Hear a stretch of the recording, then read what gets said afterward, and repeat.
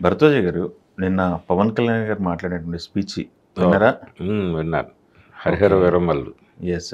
దాంట్లో కొన్ని ఆసక్తికరమైన అంశాలు పర్టికులర్‌గా మా ఫ్యాన్స్‌ని ఉద్దేశించి మనకు అవును. డైరెక్టర్లు ఎవరు లేరు రోయ్! మనకున్న ఏకైక డైరెక్టర్ త్రివిక్రమ్ శ్రీనివాస్ అవును. అనే టోన్‌లో ఆయన మాట్లాడారు. అవును. అదొకటి కాకుండా వీడితో రీమేక్‌లు చేస్తే డబ్బులొచ్చేస్తాయని కొంతమంది వచ్చారు అన్న టోన్‌లో మాట్లాడారు. అవును. అది ఆ తర్వాత విన్న తర్వాత హ్మ్. ఏమనిపించింది మీకు? ఎందుకని అలాంటి స్టేట్మెంట్ ఇవ్వాల్సొచ్చింది? ఏ పరిస్థితిలో వచ్చిందనేది డిస్కషన్ పాయింట్ అయిపోయింది ఇప్పుడు. అంటే ఇప్పుడు 'పూరి జగన్నాథ్' తీసినటువంటి 'బద్రి' గావచ్చు, అంతకుముందు వచ్చిన 'తమ్ముడు' గావచ్చు, హ్మ్. అవన్నీ స్ట్రెయిట్ సబ్జెక్ట్‌లే. అవును. స్ట్రెయిట్‌గానే చేశారు. అయితే మధ్యలో 'ఖుషి' రీమేక్ నిజానికి తమిళ్‌లో చేశారు. దాన్నే తెలుగులో అదే డైరెక్టర్‌తో చేశారు. అవును.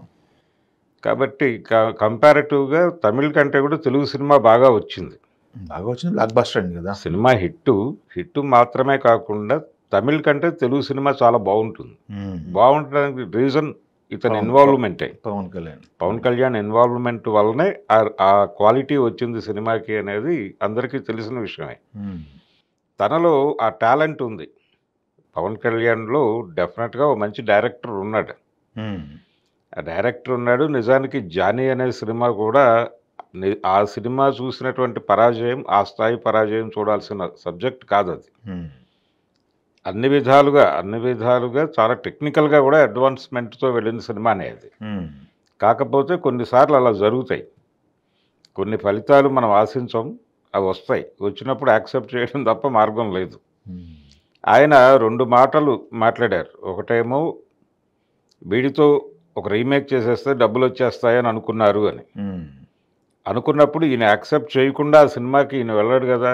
హ్మ్. హ్మ్. హ్మ్. ఎవరు బలవంతంగా నదిలో దింపరు. అవునవును. అందుకని ఈయన విల్‌నెస్ దాన్ని బట్టే ఉంటుంది. గతంలో ఈయన మాట్లాడాడు. ఒక మూవీ ప్రీ రిలీజ్ ఈవెంట్‌లోనే మాట్లాడుతూ, హ్మ్. కొన్ని సందర్భాల్లో పరాయి భాషల్లో వచ్చినటువంటి సినిమాలు నచ్చి, అవి మన ప్రేక్షకులకు అందించాలి అనేటువంటి ఉత్సుకతతో కూడా రీమేకులకు వెళ్ళాల్సుంటుంది అవును. అని హ్మ్. మాట్లాడారాయన. హ్మ్. మాట్లాడుతూ సబ్జెక్ట్ తను సూచించినట్లుగా కూడా చెప్పారాయన. ఇప్పుడు 'వకీల్ సాబ్' అనేటువంటిది ఈయన కప్ ఆఫ్ టీ కాదు. హ్మ్.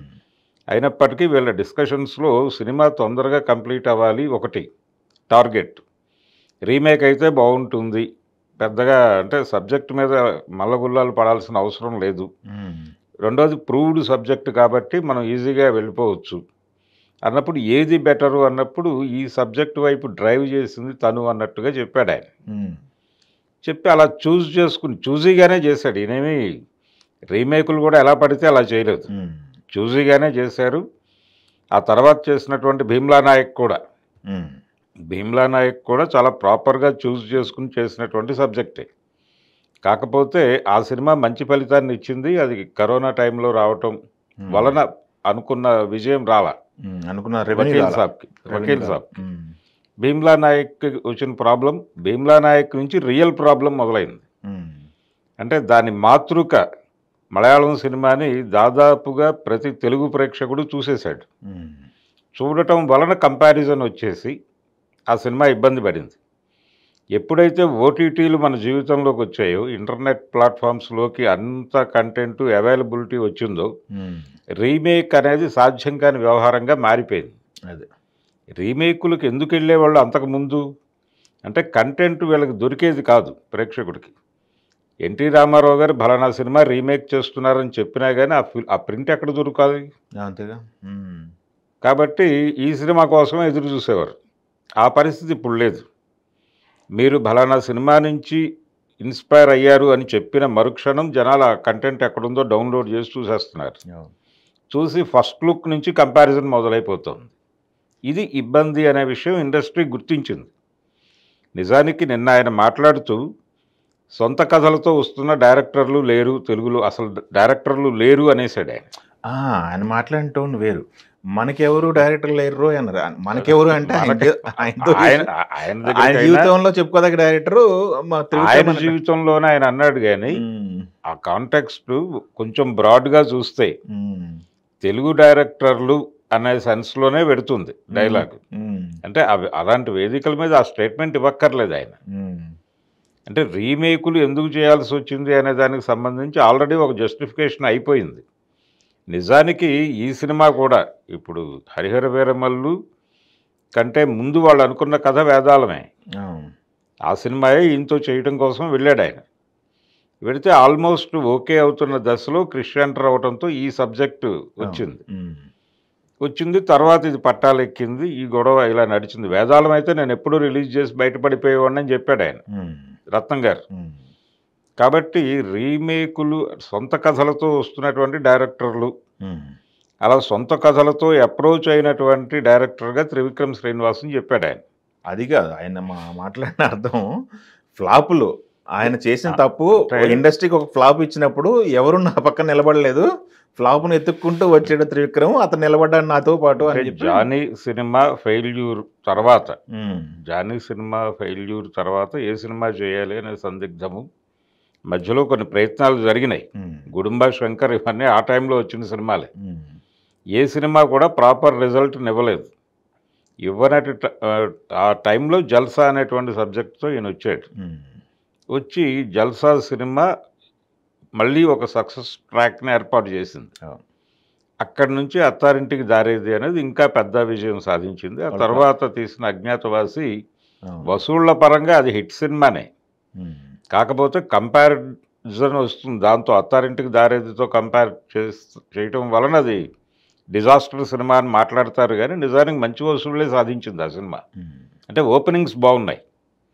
కాబట్టి త్రివిక్రమ్తో పోలుస్తూ ఆయన మిగిలిన, అంటే తనని అప్రోచ్ అయిన డైరెక్టర్లు అనేది ఆయన ఇన్నర్ సెన్స్ కావచ్చు, కానీ తనతో నిలబడినటువంటి డైరెక్టరు ఈ ప్రయారిటీ ఇచ్చాడు ఆయన. ఆత్మబంధువు అన్నాడు.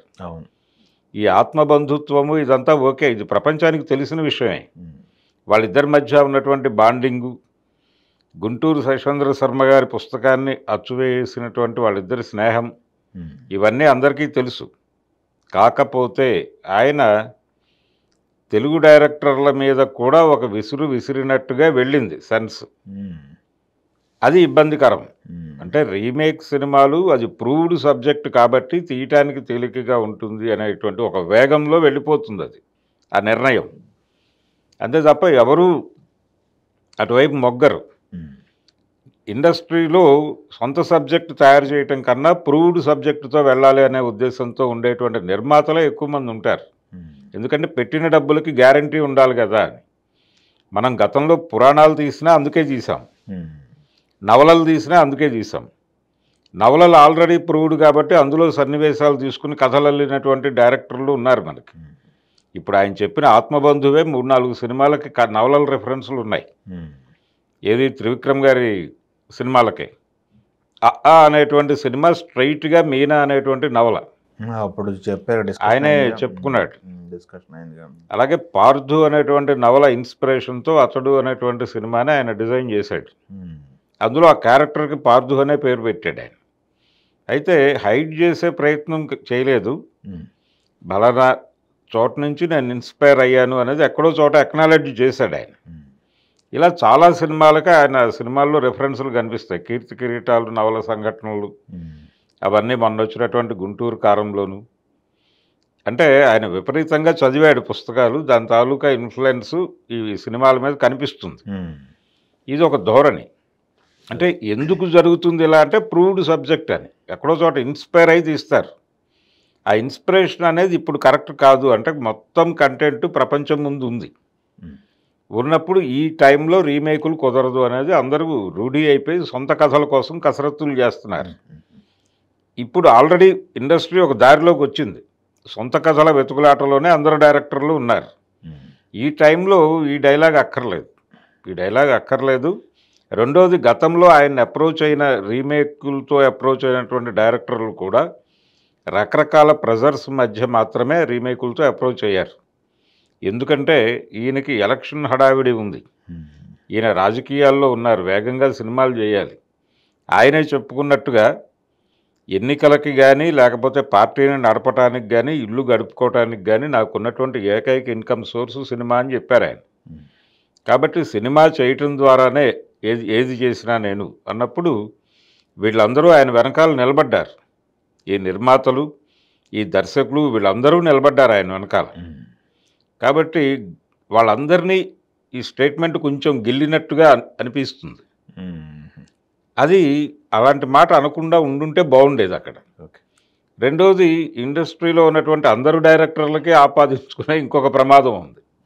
అందుకని అలాంటి ప్రమాదాలకు తావిచ్చేటువంటి స్టేట్మెంట్లు అలాంటి వేదిక మీద నుంచి ఇంకెవరైనా మాట్లాడితే వేరు.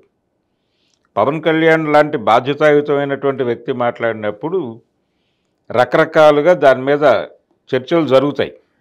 దానికి అవకాశం ఆయన ఇవ్వకూడదు. అందుకని అదొకటే ఇబ్బంది. ఓకే.